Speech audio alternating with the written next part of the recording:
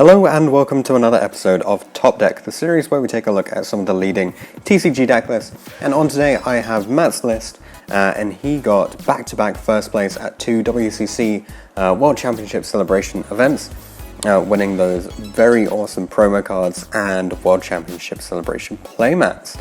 So this uses the World's ban list, which is a combination of the previous TCG ban list as it is now, with, I believe, the current OCG ban list, which means that he only gets to play the one Gazelle, but he does get to play a triple circle. So keep in mind, for variations of this list, in order to account for the TCG format, you do have to make a couple of slight variations, which makes the deck a little bit less consistent, but then we've seen from previous records of Salamangreat that doesn't really have that big of an impact given how good the deck is once it gets going. So let's get into the list and see what he played with then.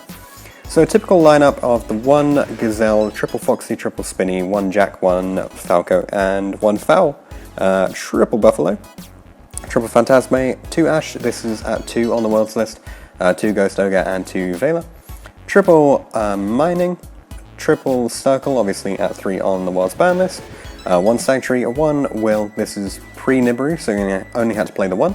It's a slower format, so you play triple Mind Control, triple Imperm, triple Rage, all very impactful in slower formats, and 1 copy of Roar. You can just keep recycling it anyway. For the extra, triple Bale, triple Wolf, double Helio, 1 Heater, 1 Phoenix, 1 Avramax, 1 Borreload, Dweller, and double Stallion. I guess the only things that really get changed around are sort of the choices for the Link 4s. So this is probably the sort of most typical extra deck that we see from this version of the deck. For the side deck, 2 Gameciel, 2 Pank, triple Twisters, double Strike, 1 Judgment, 1 Imperial Order, triple Sanctum, and 1 copy of Scythe. This is actually quite interesting because it's a format where Ash is only at 2, so you're less likely to be ashed, so your Scythe is more likely to go off, and of course it's Salamangreat, so you can always just combo off and have a Negate plus a Sanctum in order to beat your opponent anyway. So I really like this choice of playing the Artifact engine in the side. Let's get on to the rounds that he played. So 2 events. The first one was at Ace Southend. So he played against Cyber Dragon and went 2-0, Subterra and went 2-1, Salamangreat and went 2-1, and Sky Striker and went 2-1, and then won out from this 4-0 victory event. And then Crazy Cards in Basildon against Grun Maju 2-0, Paleo Frog 2-1, Salamangreat 2-1, and Sky Striker 2-1. So twice in a row facing against Salamangreat and Striker in the final 2 rounds was something a little bit more random in the first 2 rounds, so just proving that he can take on all kinds of decks, rogue and meta, with this particular strategy. For the siding that was incorporated, the Salamangreat decks, when going first, he was putting in the triple Sanctum and the one side taking, and the Judgment, Double Strike, and Order, all very impactful in this matchup, but obviously having to take out some of the Ghost second cards, so Mind Controls, Vela, Ghost Ogre, and Permanents. Just take out the hand traps, you really don't need them when you're moving into game 2. But keeping in the Impermanence as priority over Vela, I think this is probably the correct choice. Impermanence does generate a lot more value in the WCC events, in my opinion at least. Going second, he's putting in the Sanctums as well. I think this is a pretty good tactic actually. You often see that Salamangreat can struggle to break a board without access to the extra deck. So after you break their board, they'll struggle to recover, and then following on from that, a Sanctum is at least a delay of a single turn. People often just pop your Sanctum with a Rage as well, if you just set 1, and that gives you a free pop of your own, which is quite nice to have too.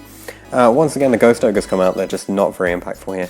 He's actually taking out the Roar and the triple Rage for going second, because these are cards that don't have as much impact as the Sanctum engine, and it really sucks when your opponent just pops them after you set them, so I think that's a good way to go.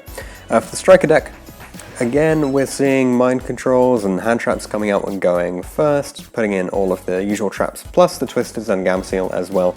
For going second, the Pankratops come in too. This is really fair enough, you're just punishing your opponent for committing to a board, and they're probably in a position where they want to take as much advantage as possible in this format, which often means leaving one of their Link monsters on the field, so you just drop your Kaiju and you generally win from there. For against Pure Thunder, he did do some siding theory, although he never actually played against it. For going first, the usual lineup with the Sanctums and the traps coming in, and the Phantasmes coming out, because if it's Pure Thunder, they don't have to commit to Link monsters. They might choose to just punish you for attempting to keep it in your hand. And then going second, obviously the Ogres, or first and second, the Ogres come out because it's just not very impactful. Again, we Phantasmes come out, and one Rage actually comes out here when going second as well, but keeping the rest in. For Subterra, obviously all the spell trap removal comes in and the usual set of traps, but we see the Phantasmes coming out, totally useless in this matchup. And the Veilers and the Mind Controls as well. For going second, keeping in the Mind Controls, you can just generally base it one interrupt or two, and then Phantasmes, of course, coming out. I don't think there's too much to say about that one.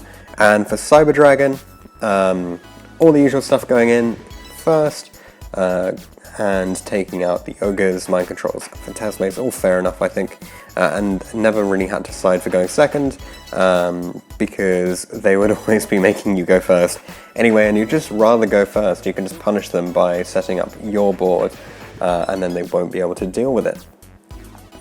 So that's it for the siding. Let's move on to the questions then. So I asked him how the events were. He said that they were really great. Ace Southend is his main locals, and it has been for many years. It was great to see it host the event, especially with so many people. Crazy Cards took place at the same time as the venue's 5th anniversary, so it was a really party atmosphere, loads of fun. However, no easy wins and some very tight matches. He decided to play Salamangreat for this event, or these events, because he's been playing since the release, and at locals and regionals and Nats as well.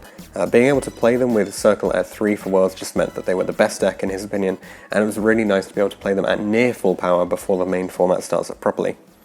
That's why he decided to go with these hand traps. He anticipated Salamangreat being the most likely matchup, and he knew some of the better local players would take things like Sky Striker, so he felt like Phantasme was needed. Ogre was also included for the Striker matchup and Rogue matchups because he knew that they would be there. Veiler and Impermanence along with Ash have the widest application, which is why he played them, and he didn't want to brick on Ogre because it had the least application against the Mirror and Pure Thunder. So while he didn't have space for the sort of 6 Veiler Impermanence overall, he prioritized Impermanence due to its column application and the ability to negate Colossus when you're going second, which can sometimes be really impactful. At the World Championship we saw that Mind Control was really good, but typically in UK small events we have a lot more rogues, so I wanted to know if it had the impact that he had desired. He said that Mind Control was okay. It was best used to bait out negations or to get striker links onto his side. While it wasn't as good as he wanted it to be, it was still really solid to allow link climbing and pushing through boards. He wouldn't main deck it in the normal format though, it just doesn't do enough for him. As for the sided Kaiju, he said that they were absolutely excellent. He knew he would play against Striker and Rogue, and they are really powerful against those matchups. Specifically, being able to turn off the Striker spells and specific traps in different matchups was really good, and it gave him the insurance against Thunder and other random decks as well.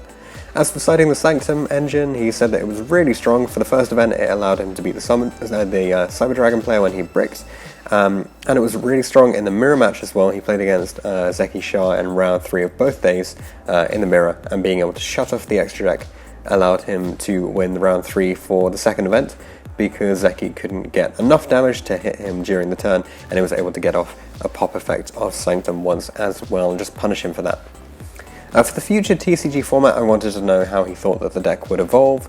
He said sadly he doesn't see a good future for the deck in the current format. While Gazelle to 1 was manageable, the circle hit has really hurt the deck a lot. Already he's had games where he's not seen Gazelle and is forcing players to make bad plays in the sort of level 3 extenders to get the Stalio out, plus a single hand trap or 2 if you have called can really stop a turn at this point. While the deck can probably do okay, Nibiru is a really strong problem against this deck, and the only way that you can see it having success is by going hand trap heavy or trap heavy so that you're less reliant on the main combo. As for the hardest and easiest matchups that he faced, he said easiest was definitely Cyber Dragon and Grand Magi, which he played round 1 at each event. The hardest matchup was the Salamangreat Mirror match, because he played against Zeki in both events in round 3, and he knows that he's a really great player, and both matches were very tight and back and forth affairs. As for shoutouts, he'd like to give a big shout out to his team Malevolent Games, a great group of mates with some good players. This year will surely be their year to make some noise. Also shout out to Sean for running a great event at Ace Southend, and John for a great event at Crazy Cards Basildon. Both have done wonders for their local communities, and thanks very much.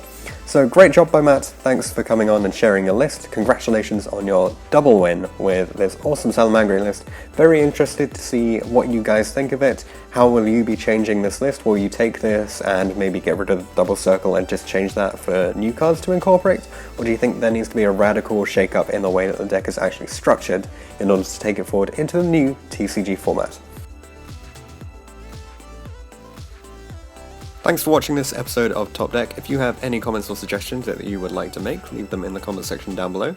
Check out the description for details of how you can get involved in this series. You can enter by voice interview, or instead you could just send all of your information over Facebook Messenger. Anything like that will be absolutely fine. If you want to see anything in particular from the upcoming series, then be sure to get in touch, and I'll see you guys in the next video.